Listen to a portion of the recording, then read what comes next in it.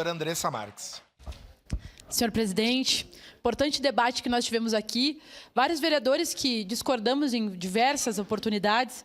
Vereador Wagner Petrini, vereadora Marisol Santos. Concordei e acredito que seja exatamente isso. Não é uma questão de direita e esquerda, apesar de ter uma parcela que quer transformar nisso. Imagina se a moda pega. A vereadora Libardi falou aqui sobre orçamento secreto. Orçamento secreto, voto secreto. Daqui a pouco a população não vai poder saber o que os deputados pensam, o que nós pensamos. E, na minha opinião, quanto mais abertura, transparência, democracia, melhor. É claro que o judiciário tem problemas, nobres colegas, assim como o executivo tem problemas, assim como o legislativo tem problemas. A democracia ela precisa se aprimorar, ela precisa avançar. Agora, porque o judiciário tem problema, eu vou defender o fechamento do judiciário? Não.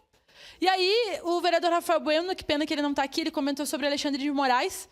Às vezes eu vejo umas postagens, umas notícias, umas opiniões por aí, que agora até o Alexandre de Moraes é comunista, senhor presidente. Se todo mundo que vocês dizem são comunistas mesmo, nós estamos, de fato, dominando o Brasil e o mundo. Vamos parar de hipocrisia, gente. Todo mundo sabe que nós somos minoria. Não só aqui no Legislativo Caxiense, como no Brasil e no mundo.